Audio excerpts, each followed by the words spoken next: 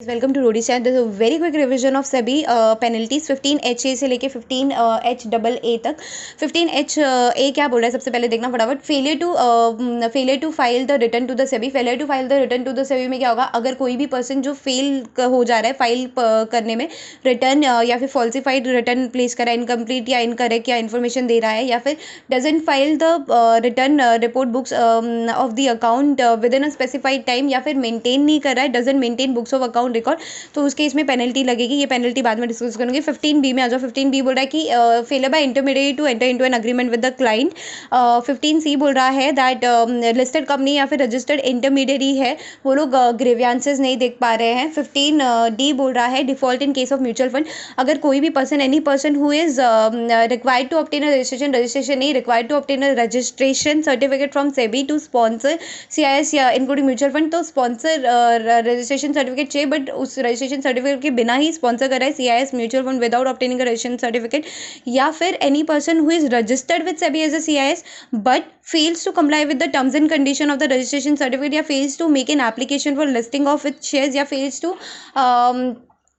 to refund the application money, या fails to dispatch the unit certificate, या फिर fails to invest money collected via CIS in the manner, मतलब money collected fails to invest the money, जिस चीज़ के लिए CIS के लिए पैसे लिए थे वो उस चीज़ के लिए आप काम पे नहीं लगा रहे हो, तो पेनल्टी आएगी। 15E में बोल रहा है failure to observe rules regulation by the AMC जो है सभी का रूल्स एंड रेगुलेशन फॉलो नहीं कर रहा है, पेनल्टी सेम आएगी। Penalty of not less then ₹1,00,000, मतलब 1,00,000 तो मिनिमम लगेगा ही, बट विच में एक्सटेंड टू मतलब 1,00,000 each day during which such default continues subject to maximum of 1 crore rupees. So section 15E, 15EA और 15EB। 15E था AMC के लिए, 15EA default in case of REIT, AIF and InvIT, और default in case of investment adviser या research analyst. ये 15EB तक खत्म हो जाएगा। पेनल्टी 15EB तक के सेम है, वही 1 करोड़ वाली। उसके बाद 15F में चेंज होगा। 15F में क्या बोल रहा है, 15F बोल रहा है default in case of stock broker. Stock broker के केस में क्या होगा, पर्सन रजिस्टर्ड है stock broker with SEBI, person registered है सेबी के साथ as a stock broker, but क्या हो रहा है, fails to issue contract note, मतलब ट्रेडिंग डिटेल्स नहीं दे रहा है सभी को, स्टॉक एक्सचेंज को, या फिर fails to deliver any security और make refund payment to investor. ना तो सिक्योरिटी दे रहा है ना तो रिफंड पेमेंट दे रहा है, और चार्जेस इन एक्सेस ब्रोकरेज में तीनों में अलग अलग पेनल्टी है। ट्रेड फेल्स टू इशू तो कॉन्ट्रैक्ट नोट में तो मिनिमम 1,00,000 लगेगा, मैक्सिमम 1 करोड़ लगेगा। Fails to deliver any security या मेक रिफंड तो उसमें सेम जाएगा 1,00,000 और ईच डे 1,00,000 और maximum to 1 crore. Charges in excess brokerage तो मिनिमम 1,00,000 और maximum 5 times of the excess brokerage.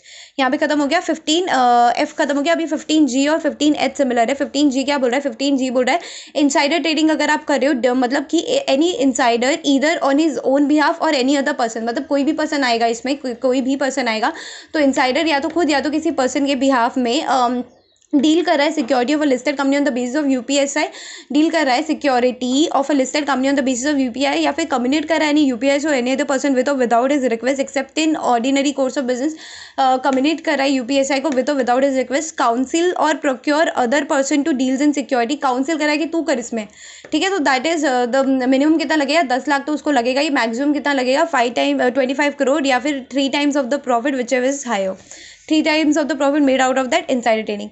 So 15H is similar, non-disclosure of acquisition of shares and takeover. अगर कोई भी person fails to disclose the disclose the aggregate shareholding before the acquires the shares of that company again, तो उस company के shares वापस ले रहा है तो aggregate shareholding तेरे को बताना पड़ेगा। मैं पब्लिक अनाउंसमेंट नहीं कर रहा है, लेटर ऑफ ऑफर नहीं दे रहा है जब तेरे को पब्लिक ऑफर देना है तो, या फिर जो डिसेंटिंग शेयर होल्डर्स थे उनको तो उनका रिफंड नहीं कर रहा है, पेमेंट ऑफ कंसिडरेशन टू दो share who sold their share pursuant to letter of offer के टाइम पे जिसने शेयर सोल्ड कर दिया डिसेंटिंग शेयर होल्डर, उनको तो नहीं दे रहा है, तो सेम पेनल्टी आएगी 10,00,000 बट विच में एक्सटेंड टू 25 करोड़, या फिर 3 times of the profit made out of such takeover. 15HA, 15HAA and 15HB ये तीनों बाकी है। 15HA बोल रहा है fraudulent and unfair trade practices, तो पेनल्टी आएगी 5,00,000 या फिर 25 करोड़ या फिर 3 times of the profit out of such unfair trade practices. 15HAA बोल रहा है penalty for alteration, destruction etcetera of records and failure to protect the electronic database. कोई भी पर्सन है जो हु नोइंगली कर रहा है या फिर without being authorise to do so, अगर ऑथोराइज टू डू सो फिर वो एक्सेस कर रहा है, ट्राई टू एक्सेस कर रहा है, मॉडिफाई कर रहा है, या फिर डाउनलोड एक्सट्रैक्ट कॉपीज और रिप्रोड्यूस ऑफ द कॉपी कर रहा है, या फिर disrupt the functionary of database कर रहा है तो, या फिर who knowingly alter, destroys, mutilates, conceals, falsified any information, record, document required under the act so as to obstruct the influence of the investigation, inquiry, audit, inspection within the jurisdiction of the SEBI, या फिर computer में virus डालने की कोशिश कर रहा है, या फिर डैमेज कर रहा है, डिस्ट्रॉय कर रहा है, डिलीट कर रहा है, ऑल्टर कर रहा है, डिमिनिश कर रहा है in value, in utility, affect the regulatory data in the system database, या फिर इंड्यूसेस अदर पर्सन की, ये जो काम है ये तू कर, इंड्यूस कर अदर पर्सन को, तो मिनिमम लाइबिलिटी 1 लाख की आएगी, मैक्सिमम 10 करोड़ की आएगी, या फिर 3 times of the profit made out of such which is higher. Penalty H B के अंदर क्या बोल रहा है, जो भी जहाँ पे जो भी separate penalty has been no separate has penalty has been provided to not less than 1 lakh, maximum to 1 crore. यहाँ पे पूरा पेनल्टी खत्म हो जा रहा है। I think this is a very quick revision for that one. All the best for the exams.